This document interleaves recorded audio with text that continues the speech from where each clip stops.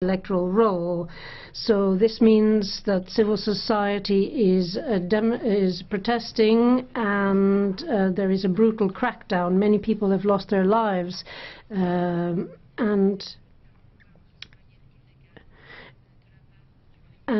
President Kabila's attempt to cling on to power means that we have to make sure that we appeal to them and make sure that what happened in the past doesn't occur again.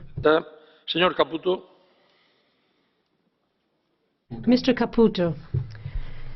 President, the DRC faces a political crisis that could jeopardize the future of the country. There's a maximum in the constitution of 2 terms, and Mr. Kabila has been in power since 2001, but he doesn't seem to want to respect the constitution. If there's instability in the country, it could extend to the greater Great Lakes region, as is done in the past. And of course, this means that civilians could suffer, and there could be more IDPs and people fleeing the country. We have to put an end to this if we don't want to have to deal with the umpteenth humanitarian crisis. The elections that were supposed to take place in November are being postponed, and this means that they're drawing the DRC further into chaos. We have to make sure that there are rules that provide an equal footing for everyone running in the elections. The constitution has to be respected, and there has to be proper dialogue between all those concerned. Mr. Marias. Thank you very much, President. The latest developments in the Democratic Republic of Congo are troubling the international community because the country cannot take any more instability, any more cunning games behind their backs. This postponement of elections means that the opposition is against this. There have been protests and many people have died. I don't think the EU can accept the poker game rules that Kabila has put forward.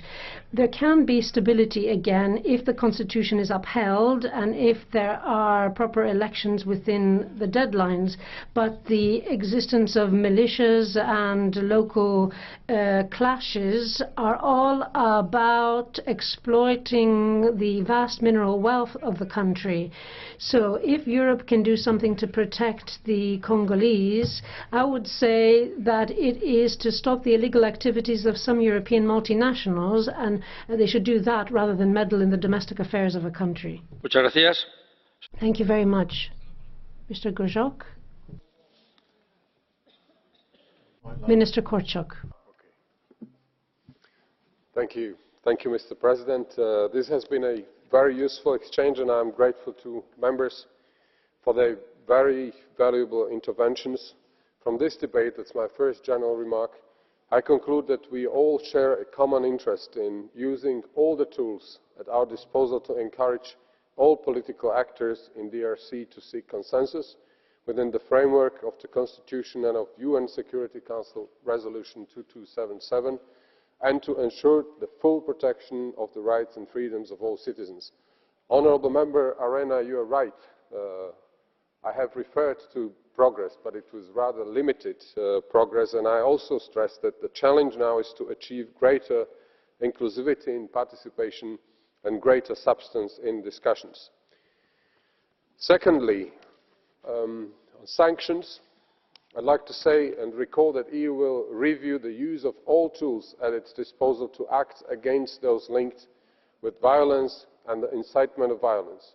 I stress in particular our emphasis on individual responsibility covering all actors, and in addition our insistence that the security forces are responsible for maintaining public order within the rule of law. And finally, a number of members referred to the importance of civil society in making democracy work in Democratic Republic of Congo. I strongly support that, and we will continue to use our means to encourage and support these activities. Thank you, Mr. President. Muchas gracias, señor Korczok. Thank you very much, Mr. Minister Korczok. This brings us to the end of the debate, and it means we can move on to the next item on the agenda. This is a Commission statement on women's rights in Poland. On behalf of the European Commission, Commissioner Jourová has the floor. Señora comisaria. Commissioner.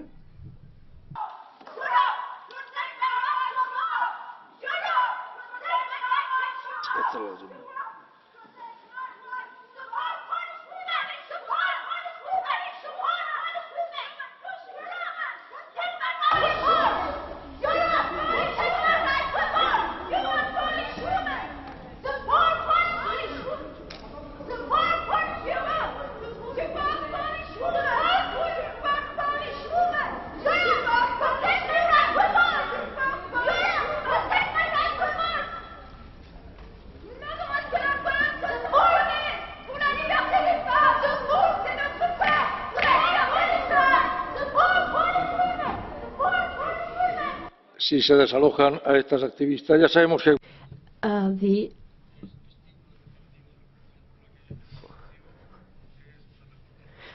Silence speaks volumes, as we know. Once the activists calm down, I can give the floor to Commissioner Jourová.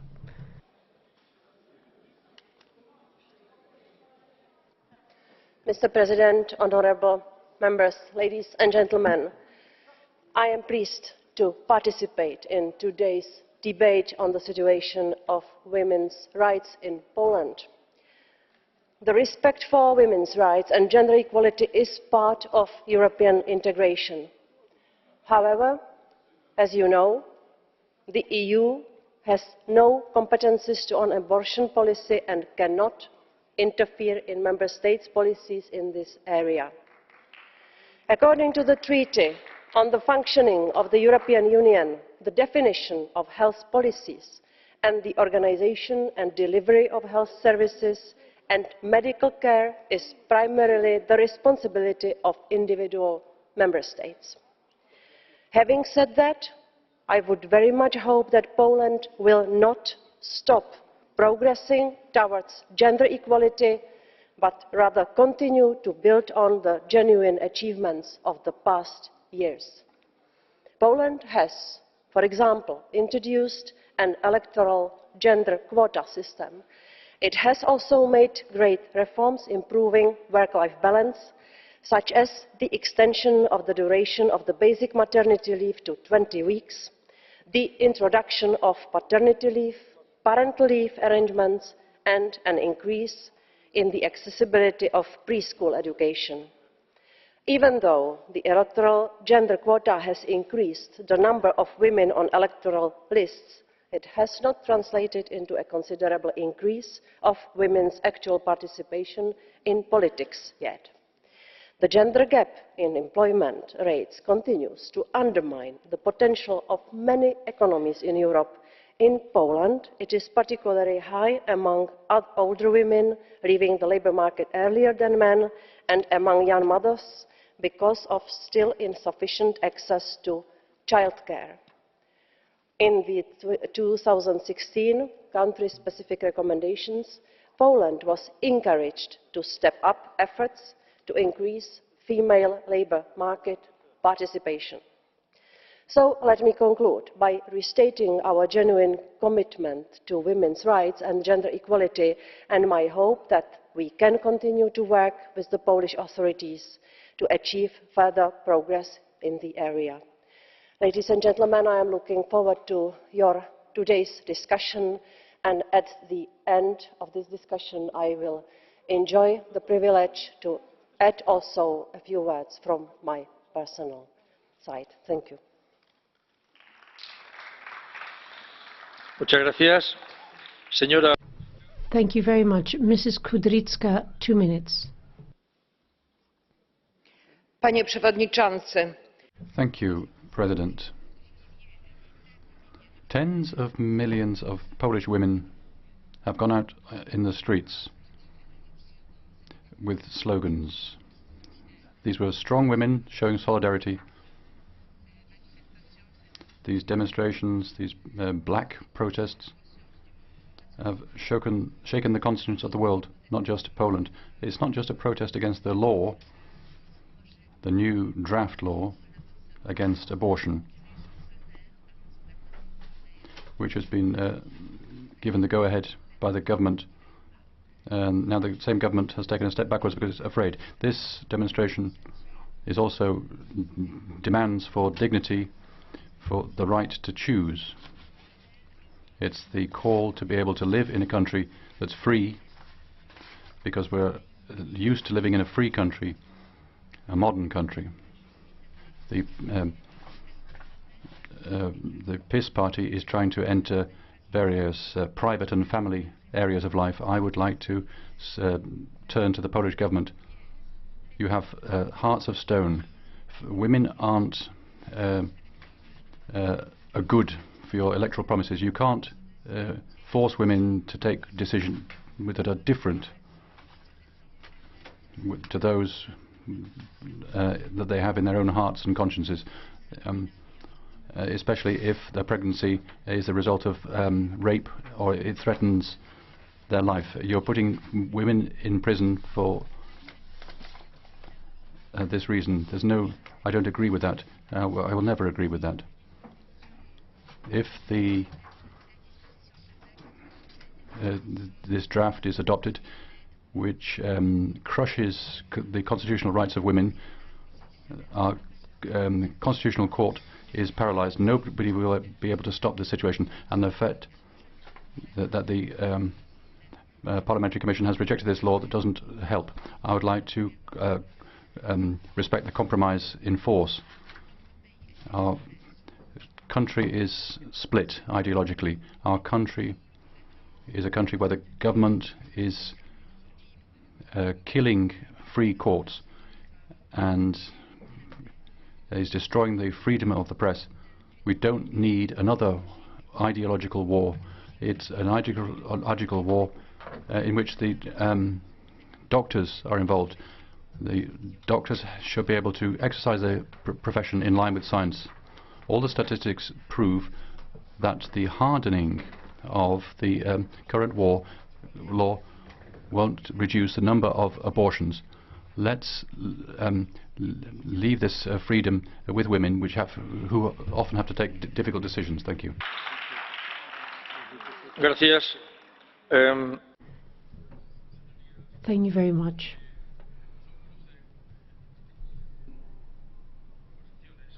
Please don't have private conversations, and please respect the person who is given the floor at a given moment.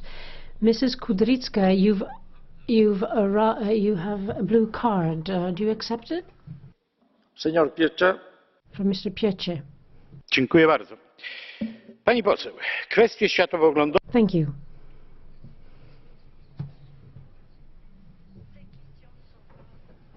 Today, these questions do not fall within the remit of the EU, so I don't think the European Parliament should be debating these.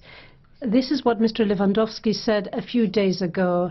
So why all of a sudden change of heart? My second question, did you speak to your own MEPs who wanted some provisions thrown out of the bill? Did you actually have a discussion with them? Panie Przewodniczący. President, today the European Parliament cannot legislate in this area. We're not going to be doing that, but we can have a debate on anything we like. Muchas gracias. Thank you very much. We're already not doing very well time-wise, so I'll only be able to accept one blue card per speaker. I've had more blue cards waved, but I think that you'll probably agree that if I were to grant more than one blue card per speaker, this plenary sitting would last forever. So one blue card per speaker. Mr. Pittella. Grazie, Presidente. Thank you very much, President.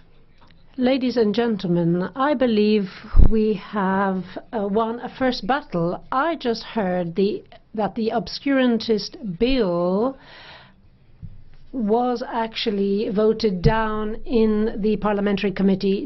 It isn't a final decision, but I think that this is a first victory under our belt, and this is extremely important.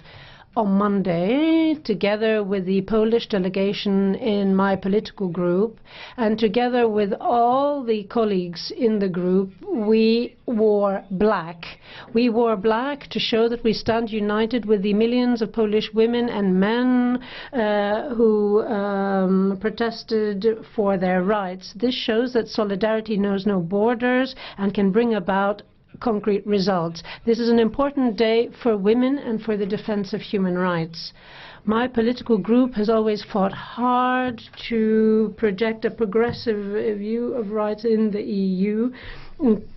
Women's rights is something that all mankind is responsible for, and I think it's the obligation. We're all obliged to speak out against any possible violation, because it is about general development for mankind.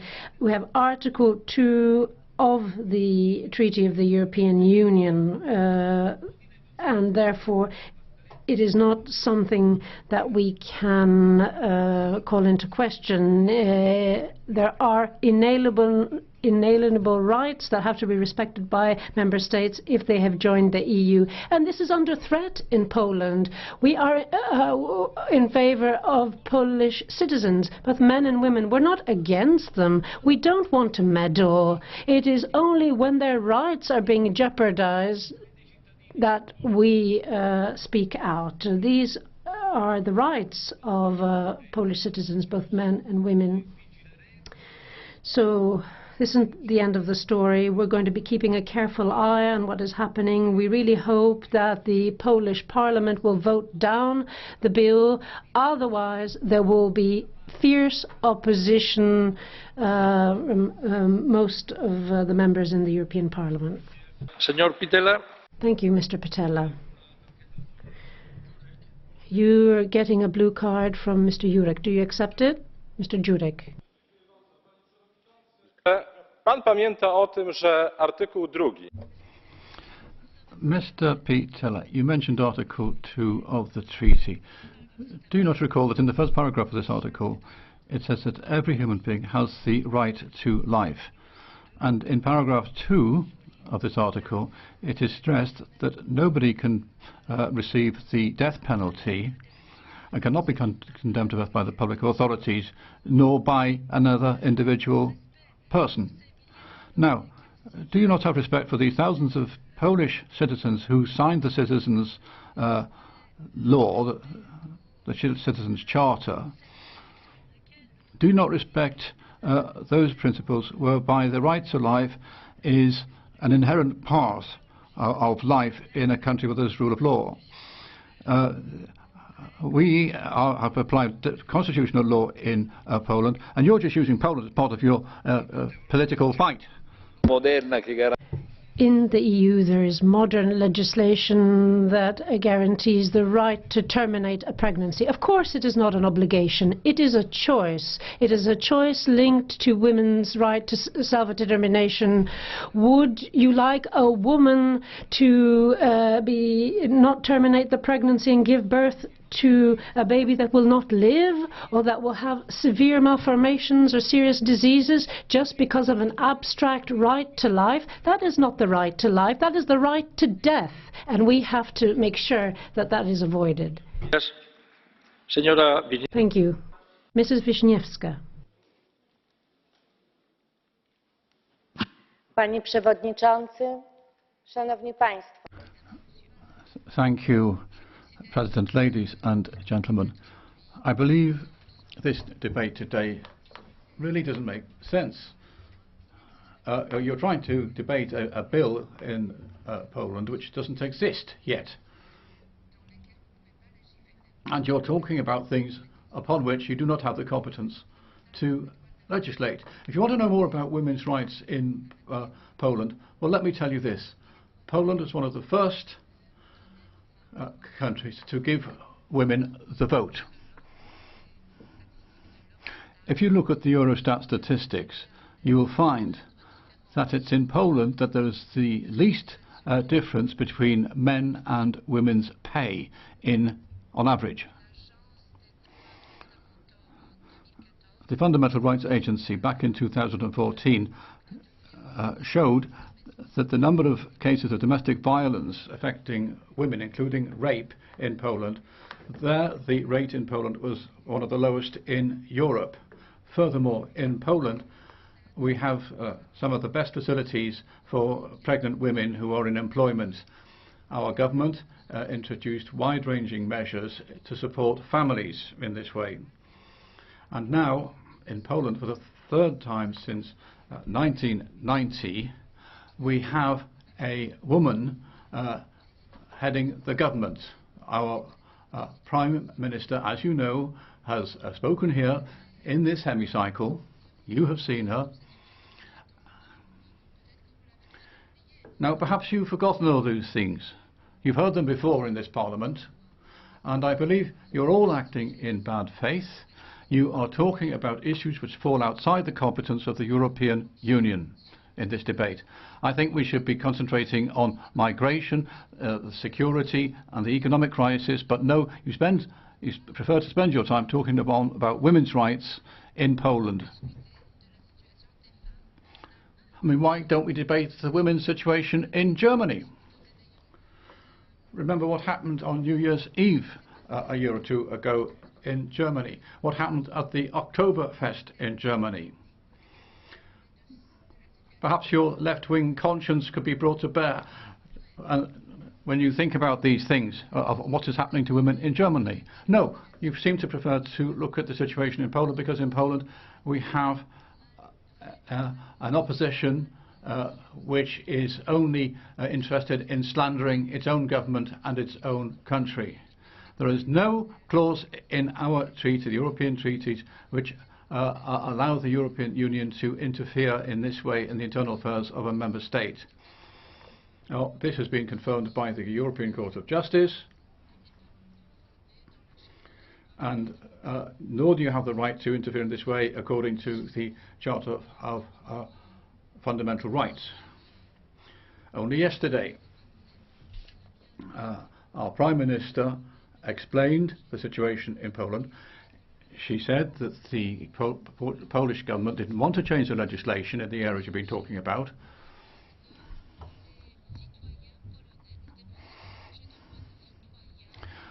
As you know, a number of Polish citizens tabled a citizens' piece of proposed legislation, which is something you may consider if you wish in the European Parliament, but you will not be able to disguise the true situation in Poland. You've been debating a piece of legislation in Poland which actually doesn't exist, an area in which you have no competence.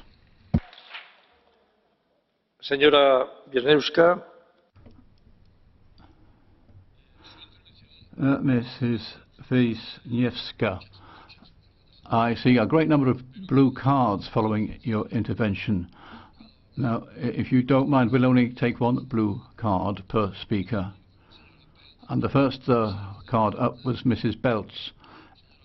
Mrs. Belt, would you like to speak? Chair, for somebody who doesn't want to discuss abortion in plenary, I think it's quite funny that you just spent 4 minutes talking about it. But the thing is, we hear the argument every time we debate this issue, whether it's about Poland, Spain, Ireland, saying the EU has no competence in this area.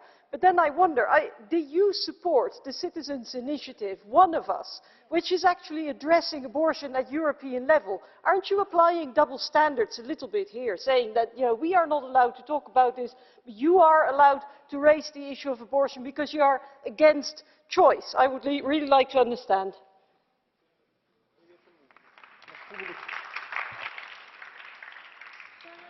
Poseł, wydawało mi się, że mówiłam dość wyraźnie, więc... Madam, I hope that I expressed myself properly. I was speaking about the situation of women in Poland. You, madam,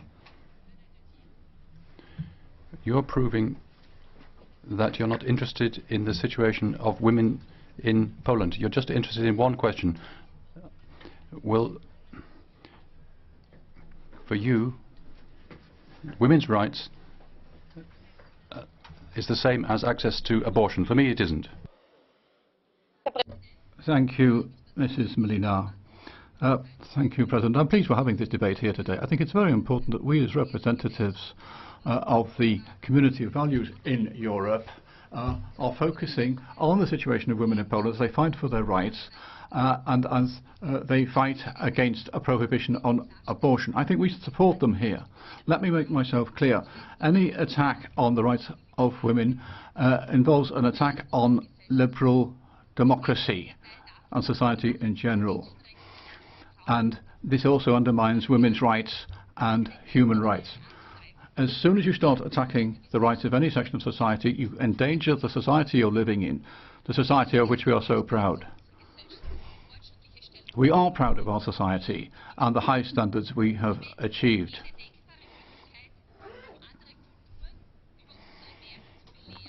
Is this not the case? Do we not try and export our values all over the world to other cultures? If I look at the number of people in Europe who condemn people from other cultures coming into Europe, I think they're rather hypocritical. When at the same time they defend the rights of women to abortion. As I say, often we don't look at women's rights as the same light as human rights in Europe, and I think this is wrong. I think we have to be clear about one thing here.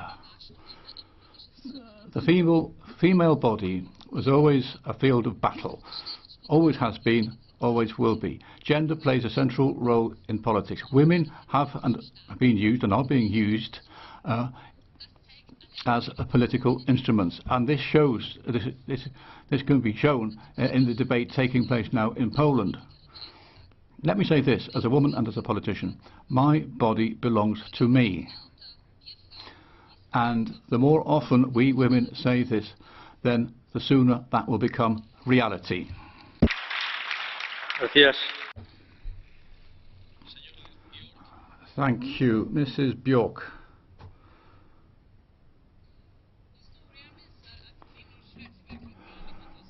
History shows that women's rights can never be taken for granted, and it is always a contentious point. Solidarity here must cross borders. 40 years ago, French and Swedish women went to Poland. Today, Polish women are travelling to Sweden, and they're very welcome. This new law is a huge blow against women's rights.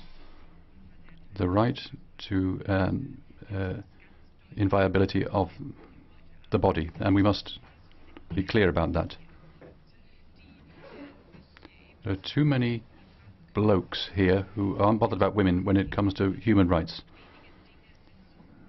But so few things are as important as to be able to decide on your own body, and for this right is so important for us when it comes to equality. One of our Polish colleagues said to me, "I will wear black until this dreadful bill is in the bin." And I would say, you're not alone in this. That was a topic in Spain too. They threatened the same thing, and we demonstrated, and that was the case in almost all European cities. We'll do it again. We'll make an effort so that you'll have the right to women's rights and your body. We'll fight for your freedom and our freedom. Gracias. Thank you. Ms. REINTKE. Dear colleagues, dear European women, and most of all, dear Polish women. Brave women have fought in the past for me to have the right to speak in this chamber and to address you. I'm every day of my life thankful for their struggle to give me this privilege and this right. But today I'm going to use the speaking time that I get in this debate in order to make voices heard that have very often been overheard and overlooked in the debate. And those are the brave Polish activists who have been fighting in the streets, in the parliament and everywhere in Poland in the last weeks and months. This is what they asked me to say. We demand respect for our dignity and bodily integrity, our right to privacy, health and life protection, restoration of full reproductive rights, effective enforcement of alimony payments, severe punishment for rapists, severe punishment for perpetrators of domestic violence, sexual education for children, access to medical care. We demand equality and respect for women's dignity. I salute these women, because what these women need is not a law oppressing their right to their own bodies. What these women need is equality. What these women need is protection from violence, and what these women need is a clear commitment from all of us to fight for their rights and to help them also in times when women's rights and fundamental rights are being attacked all over the European Union. And I want to say to them today that I thank them for their struggle, for the energy and the hope that they have put into this the last weeks and months, and that we will stand side by side with them in solidarity, because their struggle is our struggle and their rights are our rights. Thank you.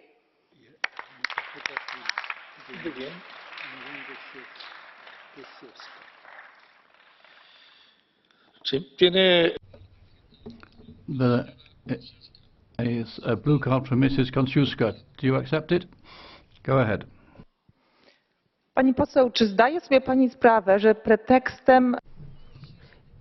Do you realize that the pretext used for organizing the debate this evening is to try and lead you to make mistakes, because the Polish government didn't draft any bill. During its electoral campaign, it only promised that it would pay close attention and closely study all citizens' bills.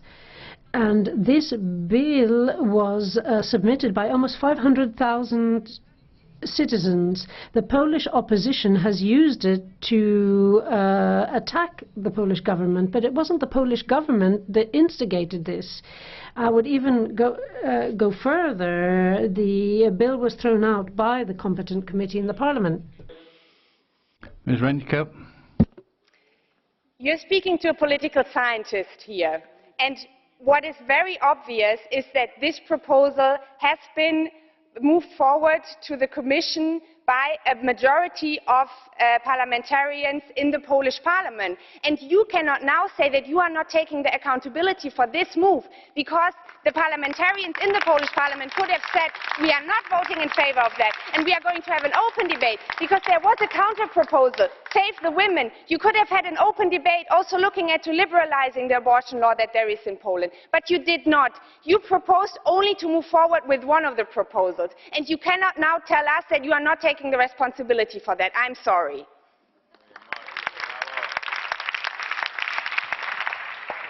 Gracias, señora. Thank you, Mr. Marusik. Panie Przewodniczący, Szanowni Państwo, nie jesteśmy parlamentem polskim, więc jeżeli mówimy o jakimś... Thank you, President. We are not the Polish Parliament sitting here.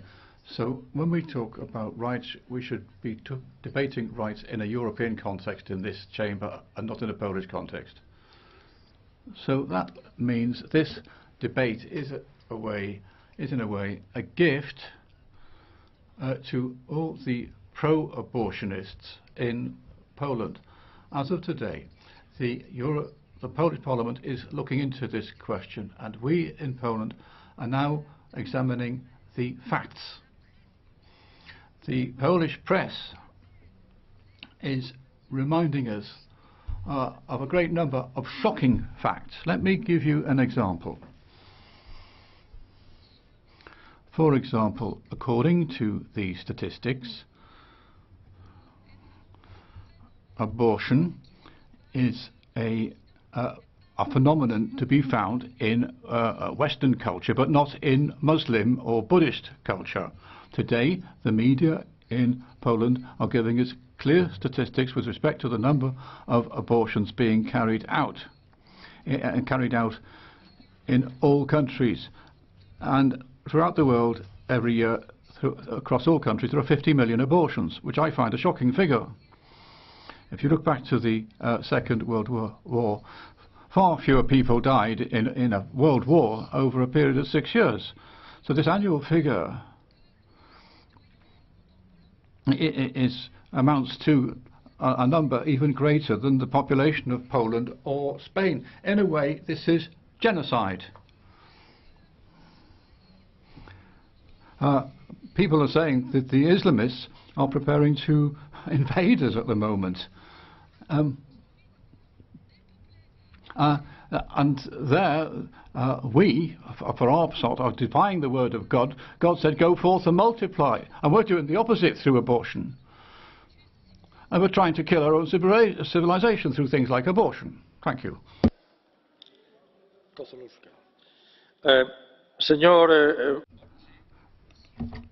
Mr. Marusik, there are a lot of blue cards in the room. But Mrs. Kozłowska was first up this time. Will you accept a blue card? Go ahead. Ms. Kozłowska?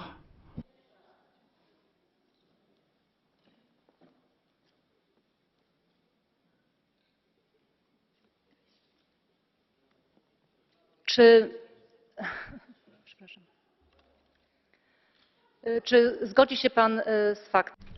I have the following question. Do you agree that women's rights are the competence of the European Parliament? Do you agree that women in all member states don't enjoy all these rights? So the protests in Monday in Poland, which we saw on the TV, on social media, these protests prove that the balance which we've achieved in many countries is very fragile, and we have to look after it. Że prawa kobiet. I agree that women's rights is a broader question than the Polish context. These rights should be universal, based on a universal ethic. If we undermine women's rights in a given place, most of the time is undermining the rights of a woman or a female fetus which hasn't seen the light of day, because we can kill these fetuses legally and we have to do something about it. Dziękuję, panie. Thank you, Mr. KORWIN-MIKKE. W Polsce trwają demonstracje pod hasłem In Poland, there are protests, and of course we have to support these women and their slogan, but we have to be aware of a compromise because there is a split in society. The Charter of Fundamental Rights in Article 23 says that there has to be gender equality across the board. And this gender equality doesn't mean that there cannot be positive discrimination. So we could apply the principle of positive discrimination to the unborn fetus. For those fetuses that haven't seen the light of day, they might be women. So maybe we should stop female fetuses from being killed. Maybe that's a way of protecting women. And therefore the young girls that we will be saving will thank us as the blind singer Bocelli thanked his mother. But we mustn't forget about the fact that half of the genetic material comes from the father, so you'd have to get the father's consent to push forward with the abortion. Otherwise, you wouldn't be able to get alimony or maintenance, as you referred to. And since both parents have the same rights after birth, they should have the same rights before the birth, because the baby doesn't belong to the mother, it also belongs to the father. Mr. KORWIN-MIKKE, you have a blue card for Mrs. VAUTMANS. Do you accept it? Listen to translation? Okay, thank you. Ik wil je echt een vraag stellen. Beeld u in...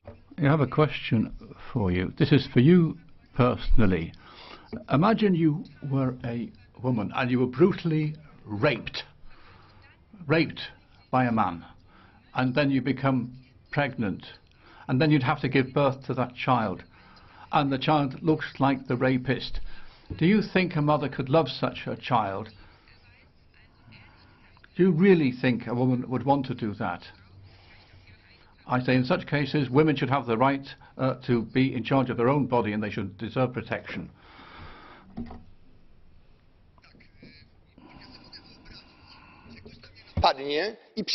Thank you. Yes, I can imagine someone attacking me and someone sticking something on my back. That would be a small child, and 9 months later this child that was stuck to my back would actually fall off my back as the glue comes off. Would I be able to kill this child or not? Šojdrová. No, Mrs. Šojdrová. Členské státy Evropské unie. For the member states of the EU, unfortunately, in Poland, at first reading, a bill was discussed which led to great protests in Poland. I understand the Polish colleagues in the European Parliament who have asked for solidarity, and that's why I asked for the floor.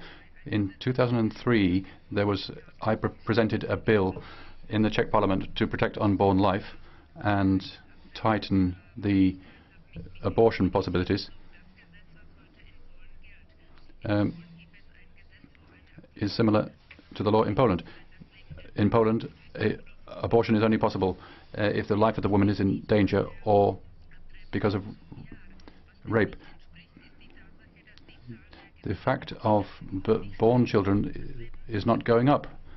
Protecting life isn't just possible through bans.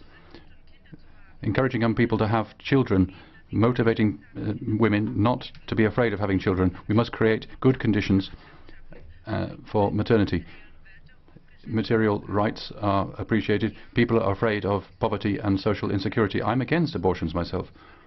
I think everything must be done so that women don't decide for abortion, so that they can look forward to children.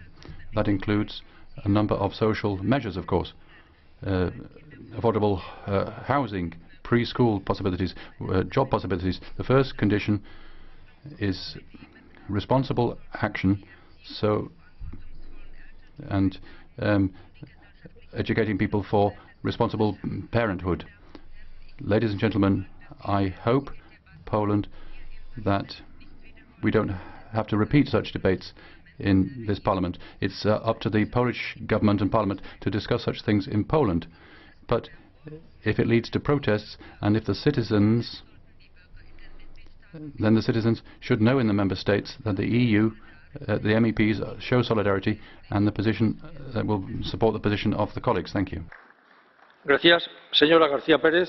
Thank you, Mrs. García Pérez. Thank you, President. In January 2014, in this chamber, we debated the attack on human rights suffered by women in Spain when our legislation was changed by the Spanish government, making abortion more restrictive in Spain. In spite of the fight women had carried out for the right to have control over their own bodies and for freedom, women went out on the streets on that occasion in order to show solidarity with the Spanish women. This was an attack not only on the dignity of Spanish women, it also opened the door to those people who don't want Europe to be a place where there is respect and dignity for women. 2 years later, we're back to the starting line again. This time it's the Polish women. Who will it be tomorrow? Look at Europe in the 21st century. Do we want our daughters to have fewer rights than their mothers? The law under consideration in Polish is, I would say, an infringement of international law. It offers no protection to women who have been the victims of rape. under certain circumstances, pregnant women could be jailed under the legislation being contemplated. On the other hand, women with money can leave Poland and have an abortion, but not those without money, in which case they have to go to the back streets abortionists. Now, we should not give up our efforts here. We have to raise our voices. We have to continue arguing that women have a right over their own bodies and the rights to their own destiny. I salute the women of Poland. Let me tell them they are not alone. We support them. Their fight is our fight. And they can count on our support and our hope. Thank you.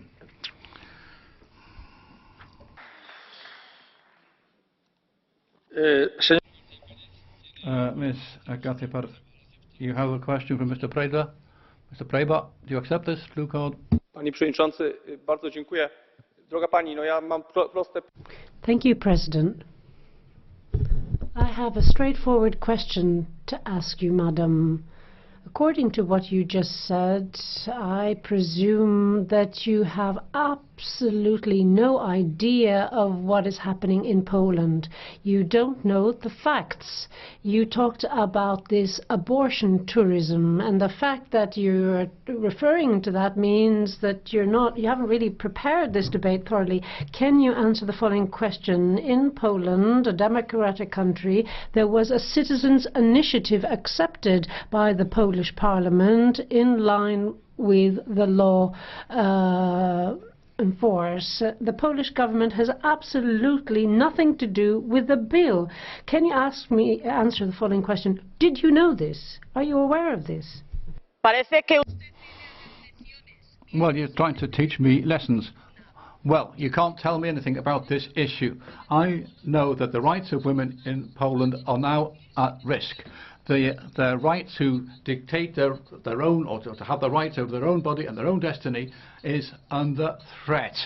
And if it's under threat in Poland, then it's under threat in the rest of Europe, and it's up to us and the rest of Europe to support the Polish women. The President. Colleagues, I looked at the home pages of the groups. I see the EPP. Subsidiarity.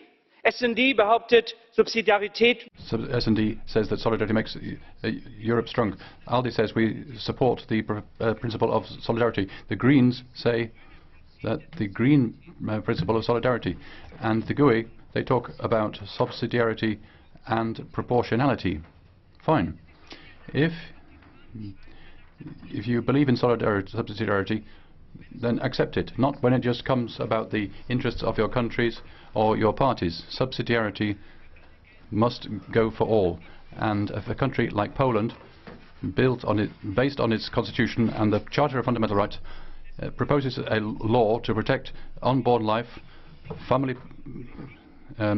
it's family policy, not women's policy, that's a sovereign national decision above all. A decision which can be overturned by the Constitutional Court in Poland, a decision against those who can protest in Poland. Don't misunderstand me. I wouldn't sign up to every passage in this law, but let's respect subsidiarity. Otherwise, it's dangerous if some countries in the EU give the impression... The speaker is cut off. Señor GERICKE. Mr. GERICKE. Mr. GERICKE, you have a question from Mrs. WIKSTRÖM. Do you accept? Go ahead, Mrs. WIKSTRÖM. Thank you very much. And my question to you is very simple. How do you sleep at night? Don't you realize that dinosaurs like you belong to the past, not to the present, and definitely not to the future? How do you sleep at night?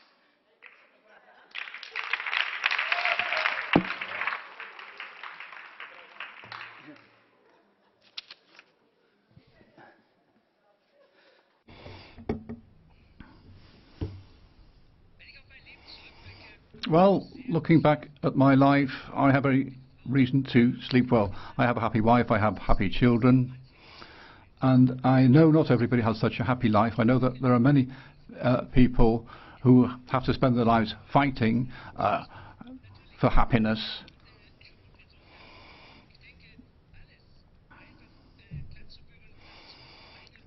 So not everything is easy. There are not always simple solutions to complex problems.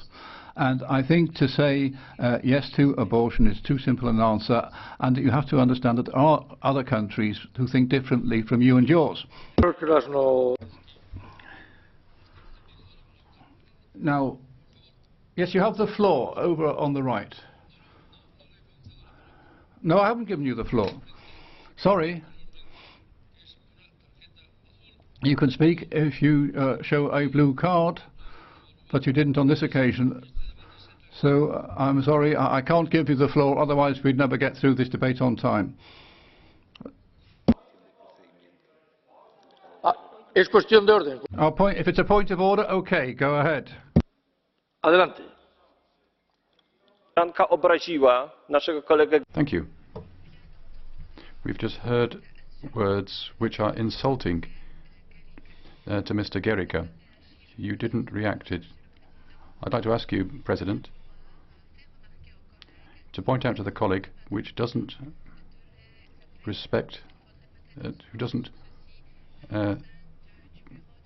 perhaps this should be looked at the Bureau in Parliament, otherwise the President would have reacted very firmly to this sort of behaviour. Thank you. I take note of your point.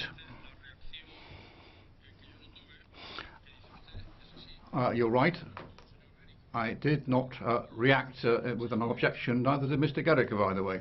Now, Ms. in 't Veld. Thank you, Chair, and to the colleague who spoke previously. I think a lot has been said in this room that's been pretty insulting to women generally as well.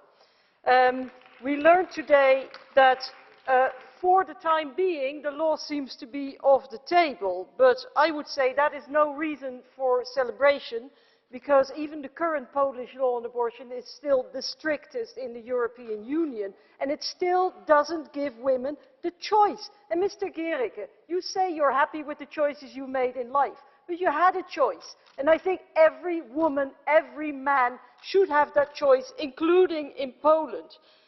Madam Commissioner, I heard you say, and I only partially agree with you, that abortion is not an EU matter. It is true that abortion laws are made by national governments and national parliaments, but that is not to say that the European Union has not to say anything, because abortion and sexual and reproductive health and rights are part of public health policies in the member states. We have competence in the area of public health policies. It's limited, but it's there, and I would call on this House to make sure that in the next public health strategy, sexual and reproductive health and rights, including abortion, is included.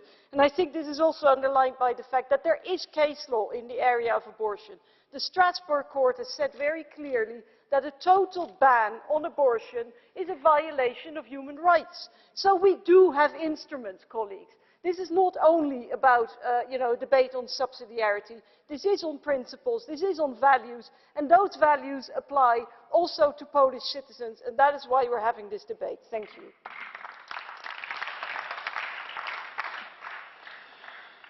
Señora Veld. Mrs. in 't Veld, Mr. Krasnodębski wants to ask you a question using the blue card. Do you accept it? Go ahead, sir. Pytać koleżanki, bo zdaje się, że zna bardzo dobrze. I want to ask you the following question. It seems that you know the ins and outs of what is happening in Poland. You're fully aware of Polish history and the problem we're talking about.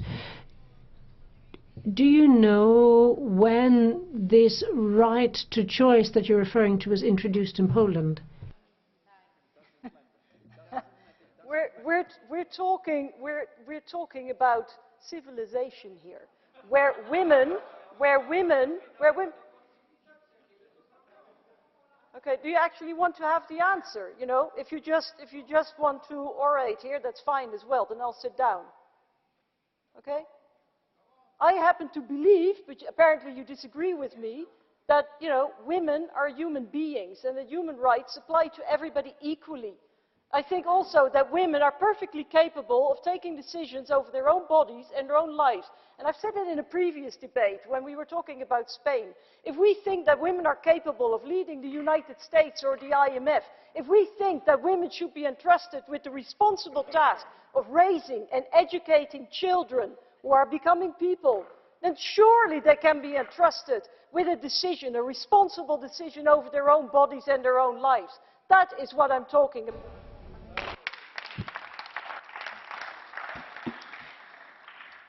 The next speaker is Mrs. Barbara Spinelli for 1 minute. Thank you. La proposta di legge. The Polish bill is worrying because it bans abortion under almost all circumstances. It is such a source of concern that thousands of women are protesting, and this has shaken the government that is now considering a different law that would cover rape and incest, but it will still be a punitive law. And it would represent what the Kaczynskis are doing in this cultural counter-revolution, where the church and the state are merged, and it flies in the face of EU law on universal access to health. So this isn't just a matter that falls within the remit of the member states. Even if the current law stays, it would not be progress, because it is one of the most punitive and restrictive laws in the EU. We have to stand side by side with the Polish women. The representatives are here, they're upstairs, and I think we should welcome them here. Mrs. Spinelli. Mrs. Spinelli.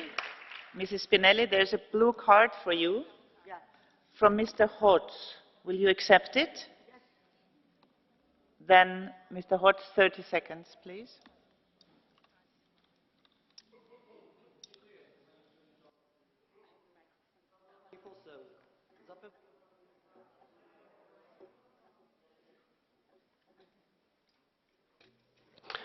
Dziękuję, panie przewodniczący. President, Ms. Spinelli, I'm sure you are aware what James Callaghan said back in the 1970s, the British Prime Minister. He says, before the truth is put its shoes on, the lies will have done the round of the whole world. Now, you suggested it was Mr. Kaczynski introducing radical changes, but could I remind you that this was on the basis of a citizens' initiative? Perhaps I need to remind you that Poland is a democracy, and in a democracy the people have the right to citizens' initiatives, legislative initiatives. Now why, I would ask you, did you object to that? Spinelli, 30 seconds, please.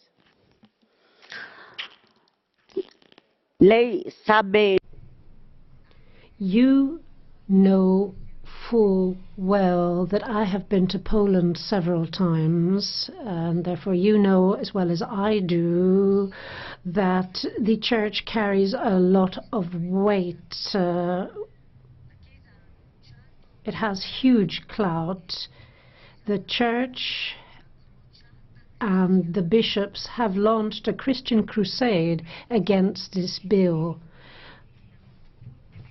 I think that citizens are very much influenced by this type of crusade, and very much influenced by this lack of separation between the church and the state, which is the state of affairs in Poland.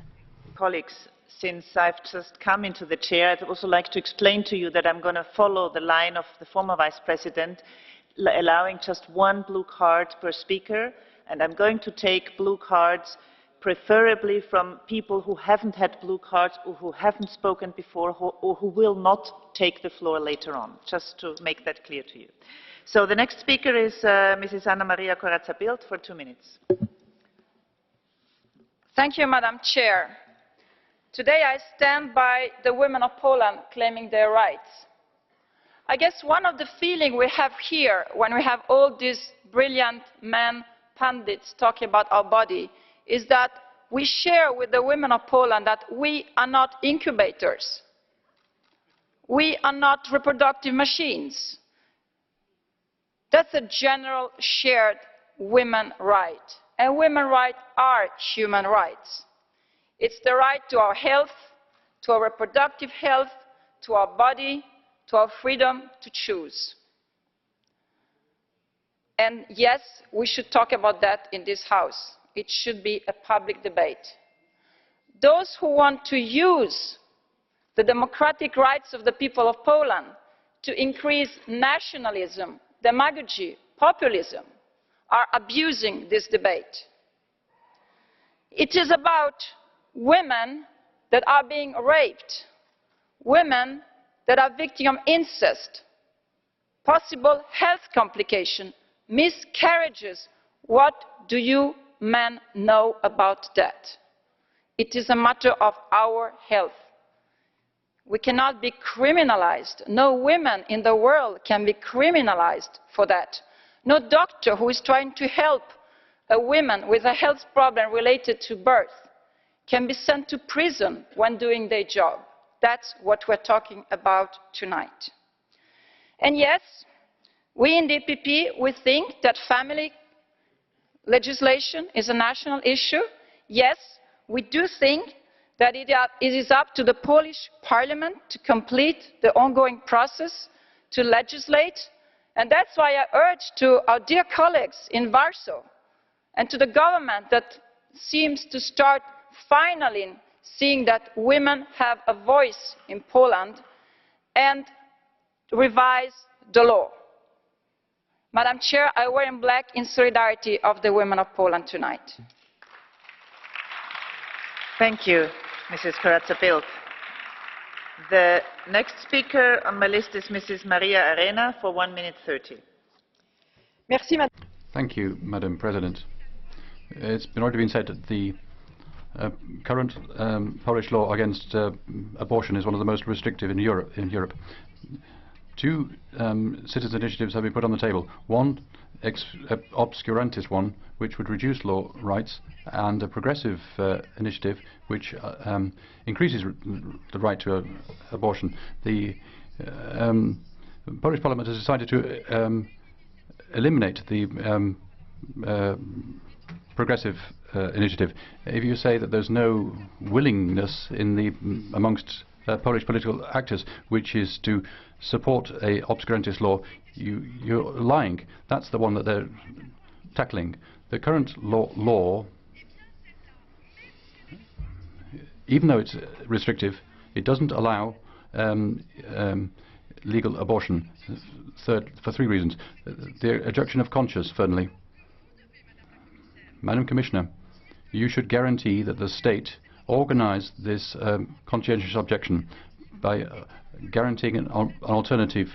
And in Poland, the alternative doesn't exist because doctors don't want to practice abortion or legal abortion because of this conscientious objection which isn't properly applied. I ask you, Madam Commissioner, rather than saying that it's not in your competence to assume a competence and to make sure that this conscientious objection is properly applied. The second thing is the lack of prenatal consultation means that when you can diagnose malformation, it's too late because these prenatal consultations aren't properly organized. Madam Commissioner, you are in charge of that. You should do it. The third reason, the absence, Speaker, is of access to education. It is a European competence. You're not activating this competence. The Speaker is cut off. The next speaker is Mr. Krasnodębski for 1.5 minutes. Ja może zacznę od tego odpowiedzi, bo... Thank you very much, Madam President. First of all, I would like to comment on what Mrs. Intveld said. You talked about free choice. In 1942, we introduced a law on this in Poland. You can actually go back in history and check this. So for a very long time, there was the right to choice in Poland. I remember that in the past in Poland it was said that to take out a fetus or to remove a fetus was the same as removing a rotten tooth.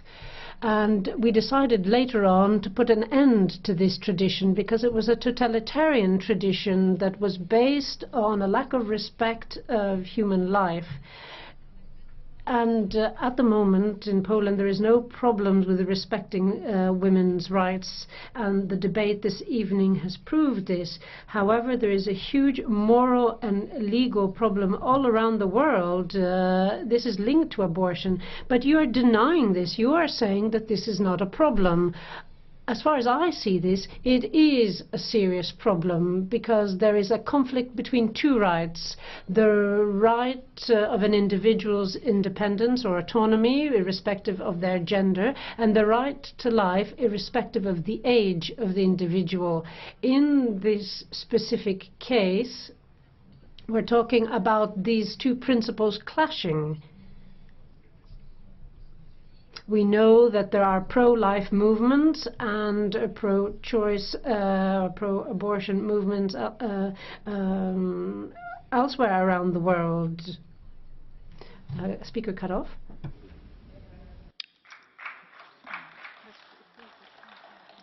There is a blue card to you from Mr. Hetman. Do you accept it? Mr. KRASNODęBSKI. There is a blue card to you from Mr. Hetman. Do you accept it? Sorry, I'm asking somebody to something to Mr. KRASNODęBSKI. Yes, Do of you course, accept I the blue card? accept. Yeah, please All right, go. Mr. Hetman. Dziękuję bardzo, pani przewodnicząca. Well, thank you very much, President. I'd like to ask the Speaker whether the political party you represent in this Parliament has promised millions of Poles that it was going to look at all bills introduced in the Polish Parliament and scrutinise them. Have you done that? Did you do that when you rejected the draft bill entitled Let Us Save Women? It's my party leader who pointed out your hypocrisy. Have you not broken your promise to scrutinise every bill without giving sufficient reason? Well, thank you, says the Speaker. Well, I will reply to that question.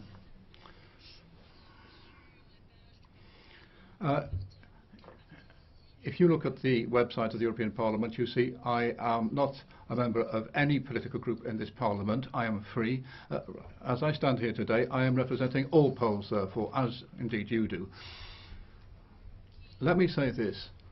I believe it is the duty of all of us to listen to the voice of the people. Now, this citizens' initiative was submitted to Parliament legally, therefore it had to be scrutinised. Now, the vote on the two initiatives which were put to the Polish Parliament, there were two, one pro, one against abortion. And these two initiatives, as I say, the President interrupts. I would like to explain to both Mr. Jurek and Mrs. Kudrycka that I said before I'm only taking blue cards from people who haven't spoken yet. So that's why I did not accept yours, Mr. Jurek, and also not yours. The next speaker, you have to speak, first of all, you need to speak to you have to wait until I give you the floor, and secondly, you have to use the microphone. So I didn't understand you. Is it a point of order? Is it a point of order? C'est la question formelle. It's a formal question. Yes. Madam President, I have a question. Why are you giving this blue time speaking very selectively? I have a question to Mrs. Arena. which has to do with the constitutional arrangements in Poland, but you didn't give me the floor. You do not have the floor. Mr. Jurek, if you listened to me before, I had said in blue cards, I continue what my colleague president before did, and I will give the floor in blue cards to people who have not had the floor yet, and only one per question. You already had a blue card before, and Mrs. Kudrycka already spoke in this debate before, so that is what I do also for the sake of time. As you can see, I give people a bit more time when they speak. I don't cut them off when the time is over, but for blue cards, that's the rule I try to continue. Thank you for your understanding. Next speaker is Mrs. Cecilia WIKSTRÖM for 1 minute. Fru ordförande, Europas kvinnor har tröttnat på män. Thank you. European women are fed up with men trying to determine what we're going to do with our bodies. I'm going to say this once again. I hope that this chamber will send out a very clear message to all Polish women and women in general that we have to fight against reactionary and restrictive abortion policies. Polish women are counting on our support. They are counting on it, and they have it. They're not on their own. We cannot accept this form of attack against women's bodies that stems from feudal, reactionary and medieval mindsets. The time has come to say enough is enough. Abortion shouldn't be a class issue. It shouldn't be about how much money you have and whether you can afford to go abroad to get an abortion. Access to sexual reproductive rights and related resources are something that all citizens should have access to. We women have had enough of men trying to determine what to do with our bodies. A blue card to you from Mrs. Rupa. Do you accept it? Do you accept it? Please wait a second. Do you accept it? You have to put the microphone. Debate. Excuse me, you have to repeat it. The microphone was I on. see no added value in participating in a debate with this person. All right, so I'm sorry you don't get the floor, Mrs. Rupa. The next speaker is Mrs. Angela Vallina for 1 minute. Gracias, Presidenta. Thank you, President. Well, listening to this debate, it's clear that once again religious radicalism in this House, whether we're talking about Catholic or Islamic or Christian radicalism, once again this radicalism is attacking women's rights in this Parliament. It's always the women's rights attacked by religious radicalism.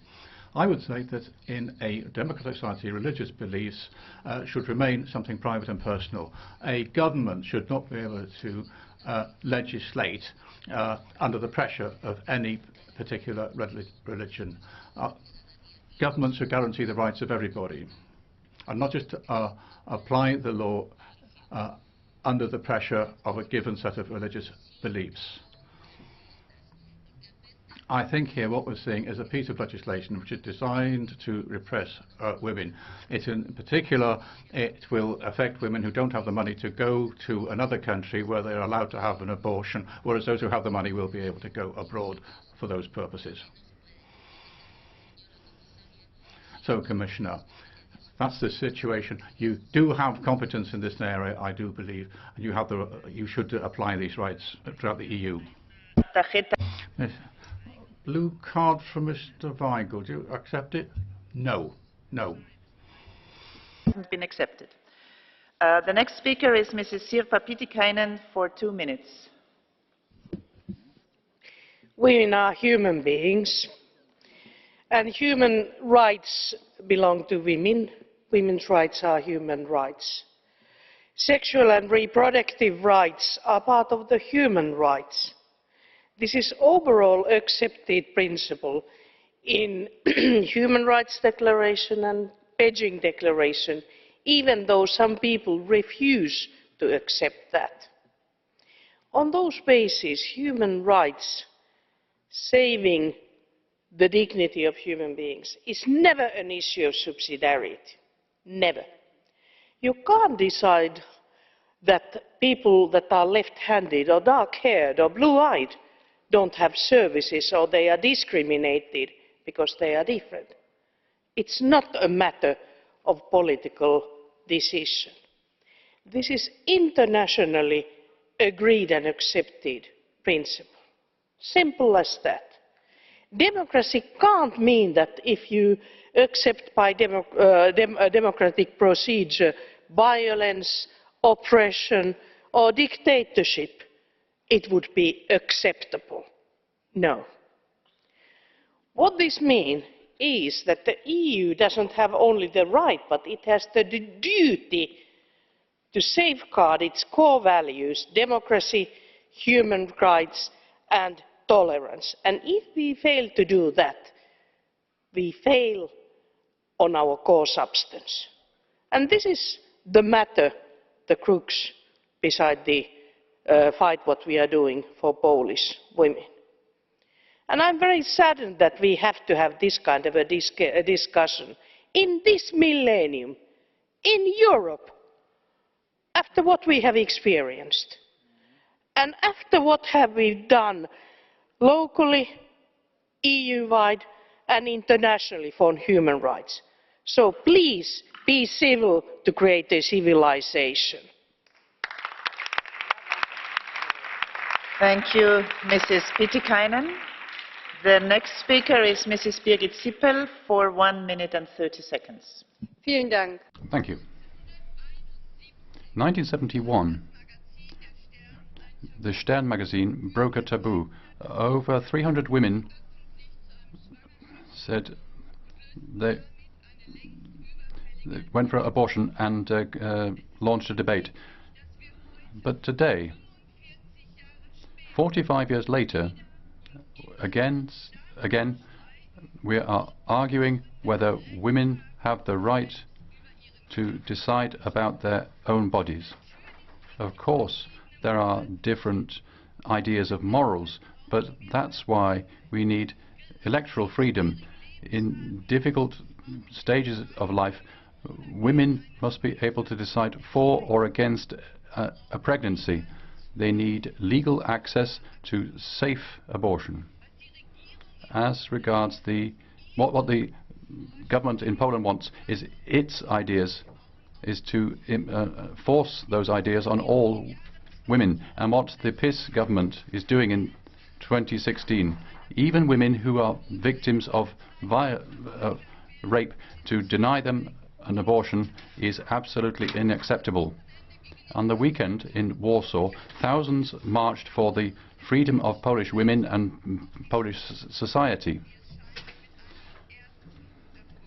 I think that's a first success, and I'm happy that I could be there because the protest is the duty and task of all Europeans, men and women, and my stomach belongs to me, as does my body and my rights. Thank you, Mrs. Sippel. Ms. Sippel, there is a blue card to you from Mr. Weigel. Do you accept it? Yes, Mr. Weigel, for 30 seconds. Madam Chair, today we are having this unusual discussion today, and this is why I have an unusual question. I would like to ask you, dear colleague, may I apologize on behalf of everyone using arguments that are not suitable for this time and who are insulting female dignity. Do you accept my apology, please? Sie haben 30 Sekunden. You have half a minute for a response. Of course, I accept any apology that is meant properly. Thank you. The next speaker is Mr. Richard Czarnecki for 1 minute.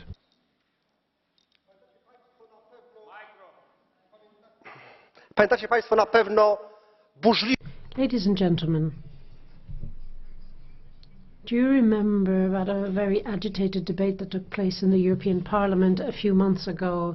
Back then, we were talking about what happened in Germany on New Year's Eve.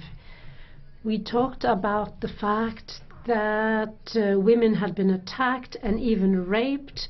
Women, hundreds of women had been victims of violence. Do you not remember this? Do you not remember this debate? There was a debate on this. Or rather, there wasn't a debate on this because you didn't think it was worthwhile, even though it was a real problem in German society. You weren't bold enough to talk about the fate of those women. And that shows that you're using double standards. It proves that you're being hypocritical. So respect the facts. This initiative wasn't a government initiative. If anyone says that, that's a lie. Just let me remind you, we had a debate on what happened in Cologne in this hemicycle. But just to make clear, we had one. There was a blue card, and I will take Mr. Urtasun because he hasn't spoken before. Yes, so I will take Mr. Urtasun. 30 seconds.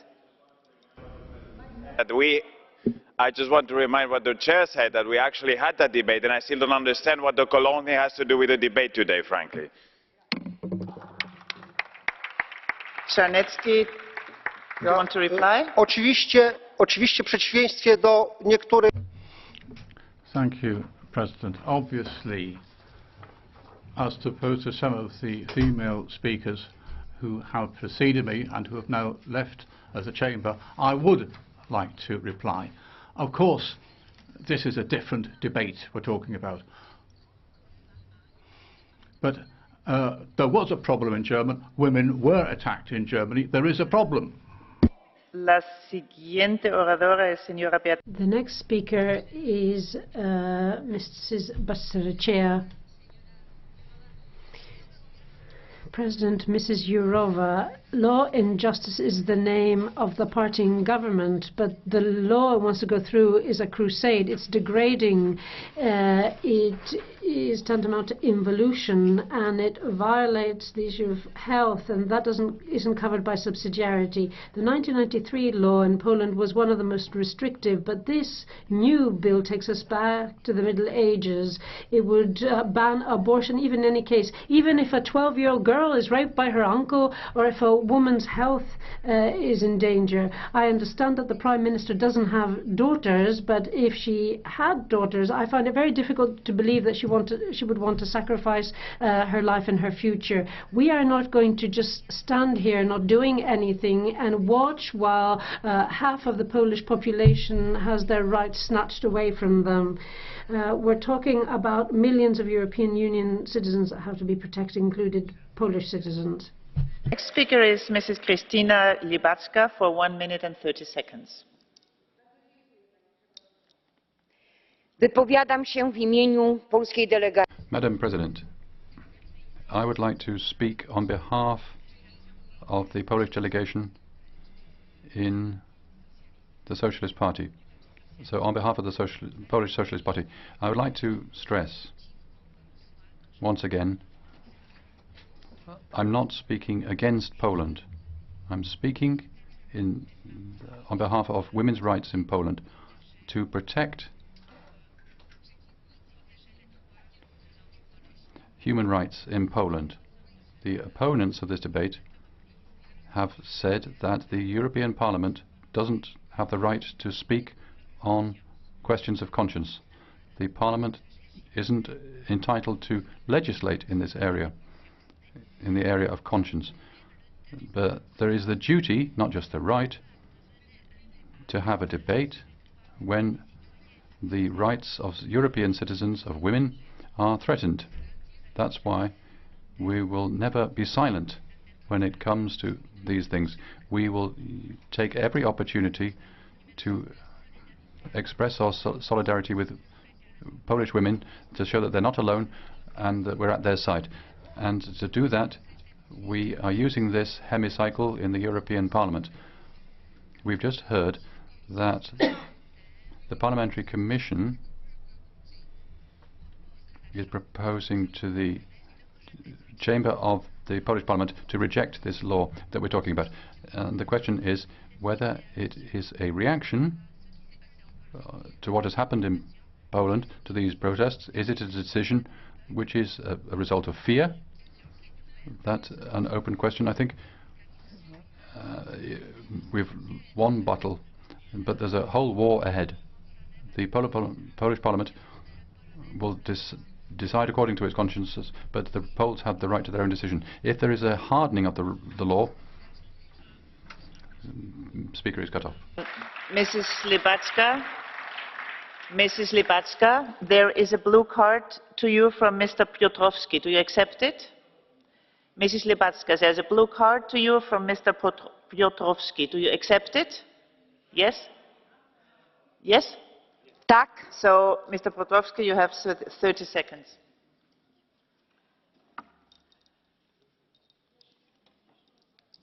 Szanowna pani poseł, ja chciałem zadać pytanie, które... Madam, I have a question that was already asked in this chamber, but we didn't get an answer. Is this really a debate that should be taking place in the European Parliament? Does it really fall within its remit? And to help you answer the question, I would like to point out that 3 years ago, the European Parliament voted a resolution by Mrs. Estrela on reproductive health. And paragraph 1 states... Interruption. Mrs. Panie pośle, z całym dla pana szacunkiem odpowiadam. Listen, let me try and explain to you with great respect that this is all we're talking about is here are the views of the European Parliament. We're not talking about legislation about to be enacted. Is Mr. Josef Weidenholzer for 1 minute and 30 seconds. Diese leidenschaftliche Debatte. Well, this is a passionate debate, President. Listen, last week I was with the S&D, colleagues from the S&D in Poland in order to demonstrate our solidarity with the people of Poland and to listen to their concerns. Many of the people we talked to called on us for our solidarity. I am therefore wearing black today as a sign of solidarity with the Polish people. Poland is a very important part of Europe. It's a decisive part of Europe, and therefore what happens in Poland has to be debated in Europe. Women's rights is a central European issue. Women's rights are human rights, and women have the right to take decisions over their own body. They should not be punished through legislation. Founding a family, having children, you can't force people to do that. You have to be humane.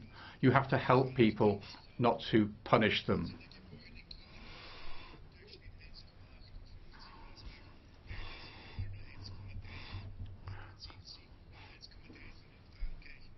Now, the abortion rate in Poland is very low, indeed lower than in other countries such as France and Sweden and the European Union, if you look at the statistics.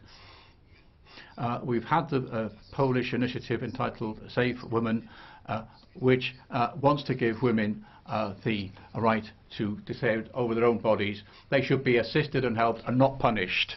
This is Mr. Pier Antonio Panzeri for 1 minute. Grazie. Thank you very much. Mrs. Wisniewska, I'm addressing this to you. Your false conscience talks about the right to life and that we're not dealing with real problems such as migration. I've just come from the Euromed Parliamentary Assembly, and the Italian Coast Guard was there. In the Mediterranean, it has saved hundreds of migrants, but many unfortunately didn't make it. They died. Your country supports Orban's initiative. What right to life are you talking about? This is the false conscience you're talking about. I support Polish women.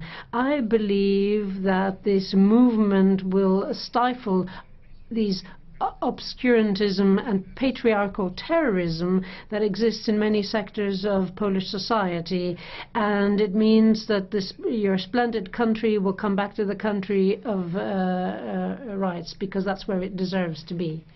Thank you. And yes, I saw that you raised your blue card, but you have spoken before. You were a speaker. You had, I think, 3 minutes 30. I'm sorry. I have 12 people on the speakers list for Catch the Eye. I have to make a thing here as well, so I'm sorry. Yes, Mr. Colleague Vice President. W sprawie formalnej, Pani Przewodnicząca, no jednak bardzo proszę. Point of order. I would like to ask you not to have double standards. I understand that we have different opinions, but Mrs. Intveld was able to use a blue card and was able to have her speech. Why are you refusing the same right to Mrs. WIŚNIEWSKA? Because she has different opinions than you? I hope not, but you should treat everybody the same way. I'd like to tell you, you've have misled us. We didn't speak about women's rights in Germany. We just only had the debate on Cologne. As I have been chairing, I acted according to the rule. The personnel here are telling me that Mrs. Intveld had, with our colleague Vice President who was chairing before, a blue card, although she also was on the list. So, to make a clear decision, I will give the floor now for a blue card to Mrs. WIŚNIEWSKA, for 30 seconds to Mr. Panzeri, and after that I will continue with the rule that I'm not taking people who have been on the speakers list. So, Mr. Panzeri, wait a second, I have to ask him whether he accepts it. Mr. Panzeri, do you accept the blue card? Taglio la testa al toro, siccome non abbiamo... I'm going to grab the bull by the horn. Since we don't have time, then no, I don't accept the question. So the blue card request has been rejected, which is also something that happens in this House. The next speaker is Mrs. Liliana Rodriguez for 1 minute. Thank you, President. I must say I'm surprised at the emotions which have been revealed in this debate. This piece of legislation obviously is an attack on the rights of women, and it's also an attack on human rights. Now, that being the case, this is a European issue. It's a regressive law which puts at risk all the progress made in gender equality in Poland. Women should be able to enjoy rights over their own bodies as regards reproduction.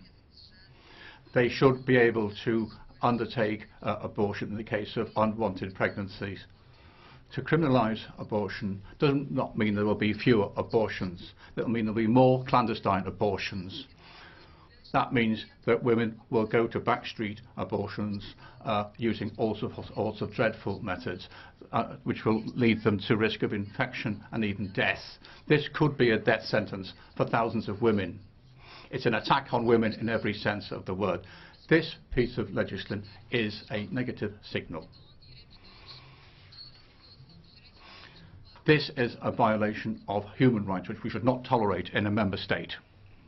Thank you. The next speaker is Mrs. Christine Revaud-Dallon-Bonnefoy for 1 minute. A woman's body belongs to no one but herself. It is not an ideological background. It's not a national question either. Denying a woman bodily integrity is violating her fundamental rights, and which is perpetrating extreme violence against her. It's making her a victim of intolerable discrimination. On the contrary, defending the right to assure a safe and legal abortion is protecting life and the health and dignity of women. The freedom-denying and retrograde bill threatening to totally ban abortion is a disgrace. It's a disgrace to consider women as choosing abortion as criminals and sending them in prison. It's a disgrace for the European Union. It can't be credible to the rest of the world as long as we are closing its eyes, as long as women's rights are being flouted. on behalf of the founding principle of equality between men and women, and supporting women, Polish women, fighting for their rights and protecting the rights for all women. The right to abortion should be recognized and guaranteed as a fundamental right in the European Union. Procedure. I have got more speakers on the list than I can accept, so I've decided to take 2 each from the 2 bigger groups, EPP and SD, and 1 each from the other groups. So, the first speaker is Mrs. Danuta Jazlowiecka for 1 minute.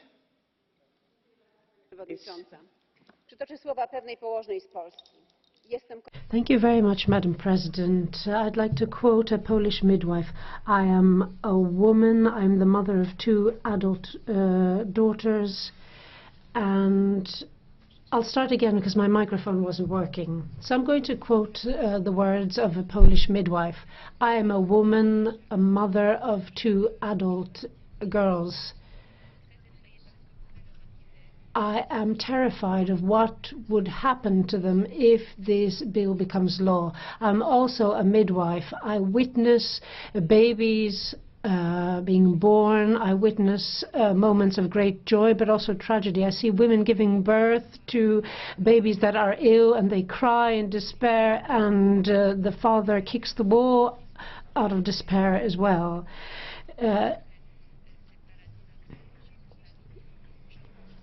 I think that what is most important in Europe is citizens' rights. I am ashamed because for the 3rd time the EU is talking about Polish questions and issues that are happening in Poland and what the Law and Justice government is doing. I see that the Polish heritage and legacy that have now built its reputation is collapsing. Mr. Nicola Caputo for 1 minute. Grazie, Presidente. Thank you very much, Madam President. The Polish government said it wouldn't confirm 5 judges, and after its law on media in Poland, democracy has been dealt another severe blow. Women could end up in prison for 5 years if they have an abortion, and so will the doctors that help them, even in the case of rape and incest. Mrs. Arena already said that the European Court on Human Rights has called into question the existing abortion law in Poland because it actually creates huge obstacles to legal abortion, and that ruling makes it very, or rather the bill bans abortion even in very serious cases. The EU has to speak out. It has to stop that similar anti-democratic bills become law in Poland. Women have the right to the same dignity and they have the same rights as everyone else in Europe, and we cannot jeopardize these rights, especially in an EU country. Thank you. The next speaker is Mrs. Róża Tomasic for 1 minute. Thank you very much. The announcement of a more stringent abortion law has unsettled a great number of Polish citizens. Many have taken to the streets of the capital in protest. A responsible government always respects the opinion of all its citizens and gives clear answers to their questions and concerns. I am convinced that the Polish government will do the same in this case. We have to defend a woman's right to choice. She has to have the right to decide when she will become sexually active. She must be able to choose her sexual partner, and she has to have the right to choose a family planning method. If we want a free society, a woman in that society must be free to make important decisions which concern primarily herself. However, everyone's freedom ends where the freedom of others begins. A woman's right to choice ends where a child's right to life begins. How to legislate this issue in order to achieve the best possible results is a question for each member state to deal with as best as it can, and the EU has no right to interfere with that. Thank you. The ALDE MEP is not present, so I'll give the floor to the next one from GUE NGL, which is Mrs. Katarzyna Konečná for 1 minute. Děkuji, paní předsedající. Při veškeré úctě k demokraticky zvolené vládě nechápu státečnickou politiku ve vztahu k právům žen.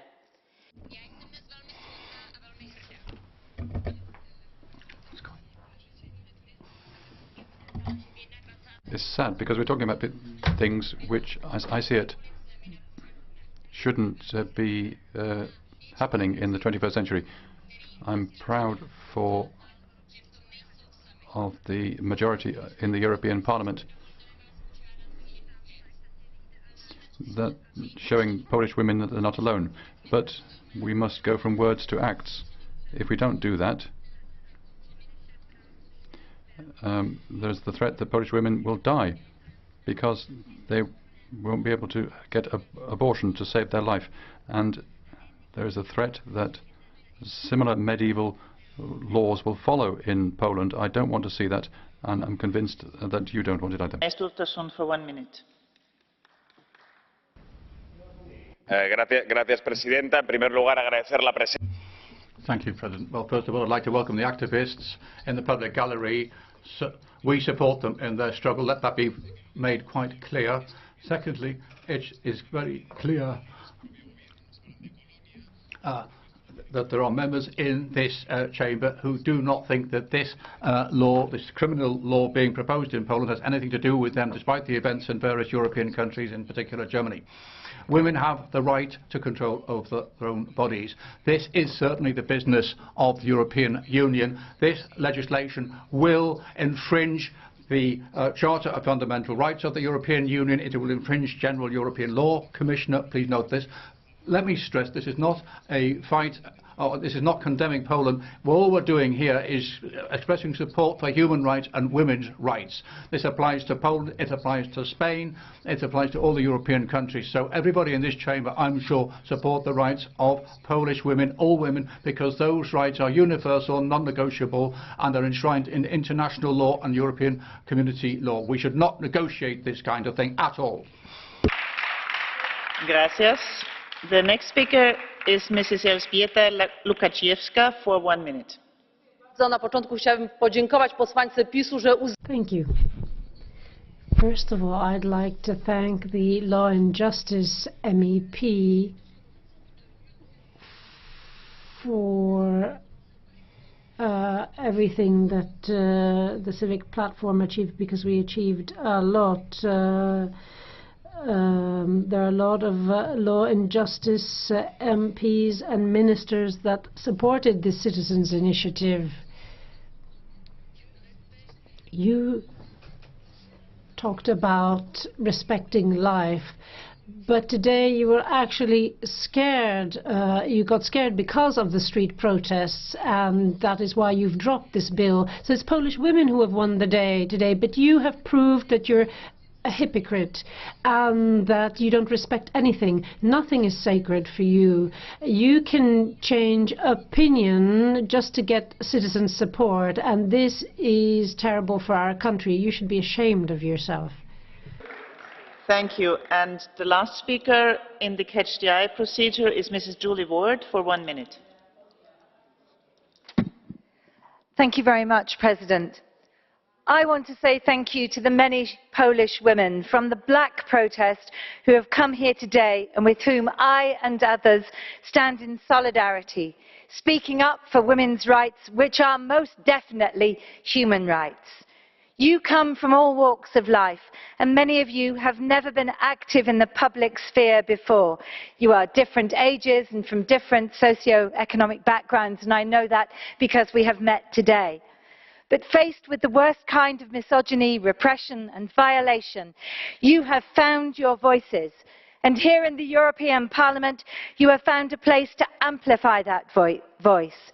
You are now empowered, and you must take courage and continue to occupy public space with your powerful, beautiful, creative actions. Because the women that come after you and the women and girls in other countries who are also under attack from the right-wing repressive policies, they are also depending on you to lead the way. So thank you. Continue to speak up. Together we can be strong. Thank you very much. And I would also, before I give the floor to Madam Commissioner Jourová, also say one word of welcome to the Polish women activists who have come from different groups, different activist groups, and who have been present here to listen to this debate. Thank you. Dziękuję bardzo. And now the floor is to Commissioner Věra Jourová. You have the floor. Vážená paní předsedající, vážené dámy, vážení pánové. Ladies and gentlemen, as Commissioner, I've remained a woman and a mother of a daughter. And in these concluding words, I'd like to express myself as a woman, and I'm speaking my mother tongue, Czech, because that gives symbolic value. As somebody with Polish descendants, Polish ancestors, somebody who can speak Polish and understands Poles in many respects, including a certain sensibility and attentiveness, like the Czechs or other countries in Europe, they want to be able to decide important things themselves. I understand the Poles in the sense that this attentiveness means we've experienced undemocratic times. We had a regime which robbed freedom and the dignity of individual people, or didn't recognize those. I personally can remember that when the revolution took place in 1989, I was 25 years old. But what I can't understand is this bill, which hopefully won't be adopted, because I don't think that this is an abortion law, but it's a law against people, against human dignity, against the freedom of people and women to decide on their own bodies and their life. For me, it is particularly symbolic that today, that I can say this here and today, on a day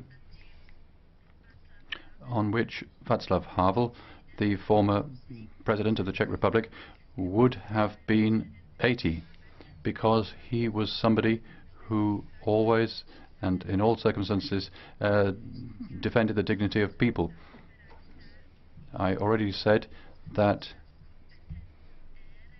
I respect the competences and traditions, and the European Union doesn't have the competence to force laws on reproductive rights. But I'm in a difficult position, because the freedom of the individual is very important for me. We have experienced important moments here, for example in 2014, when Pope Francis spoke to us and he appealed to us as politicians. He believed that because of all the conflicts of, or whether all amongst all the conflicts of competence, we've forgotten the dignity of people. Many of you said today that this debate has no point and that we shouldn't be speaking about this because there's a problem of subsidiarity. But I think that we can discuss these things. It's important that each of us can speak and acknowledge their position, because the problem we're discussing today is a subtle problem and a very intimate problem. And quite rightly, it's being described as a question of conscience. But I'd like to point out that I am convinced that the overwhelming majority of women who have to have an abortion are under the pressure of circumstances, and that we shouldn't deny them this right. Thank you very much for your attention. Thank you very much, Madam Commissioner, also for these very frank and open words from your side. The debate is now closed. Thank you, everyone. and I'll switch to German for the next announcement. The President has heard from the EPP group, and he has a motion for a change to a delegation. This motion will be published in the minutes of this sitting. If there's no objection by the approval of the minutes, this change will be deemed accepted. And now we come to the next item on the agenda. This is the, oral questions to be answered by Commission and Council on the UN Climate Change Conference 2016 in Marrakesh in Morocco, COP22, as it is also known. We have several authors who are on the speakers list for the various committees. We'll start with Giovanni La Via for 3 minutes. Gentile Presidente, Madam President, Commissioner Cañete, Minister, yesterday we experienced a historic moment in this very chamber. There was an overwhelming majority giving the green light to the entry into force of the Paris Agreement before COP22 in Marrakesh.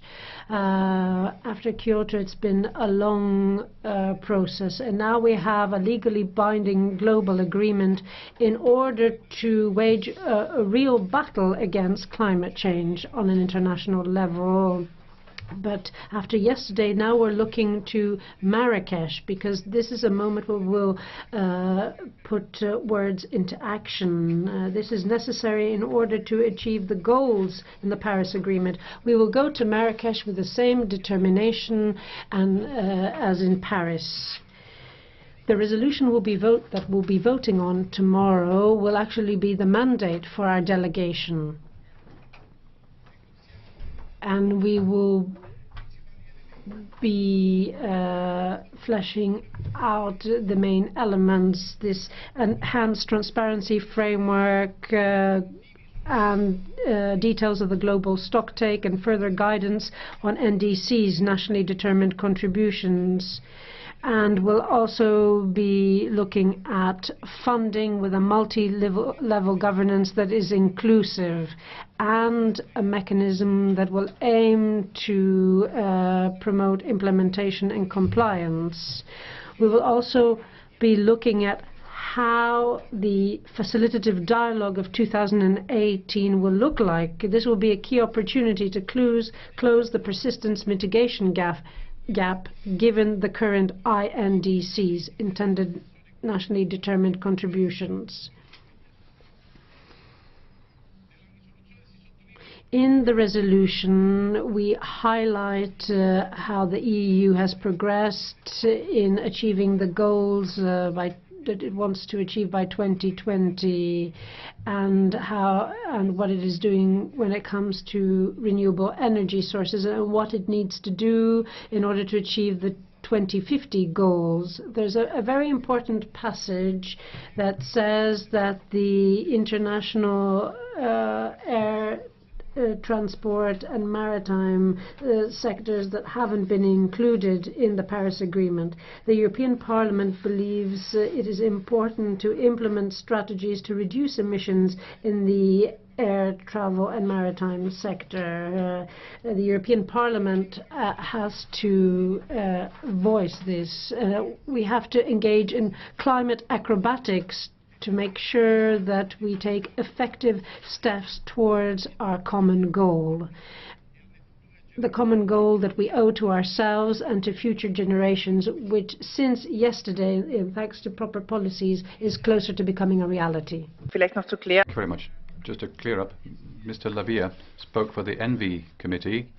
The next speakers who are authors are those for the various groups. The first is Peter Liese for 2 minutes. Frau Präsidentin. Thank you, President, Commissioner, ladies and gentlemen. Yesterday was indeed an historic day. Here in the plenary of the European Parliament, we set the conditions for the Paris Climate Agreement to be able to come into force in record time. And now the work goes on. We have to implement Paris and take the next steps forward in Marrakesh. for our group, it's very important that we're ambitious in terms of climate policy. At the same time, we have to bear in mind the opportunity for creating new jobs and growth.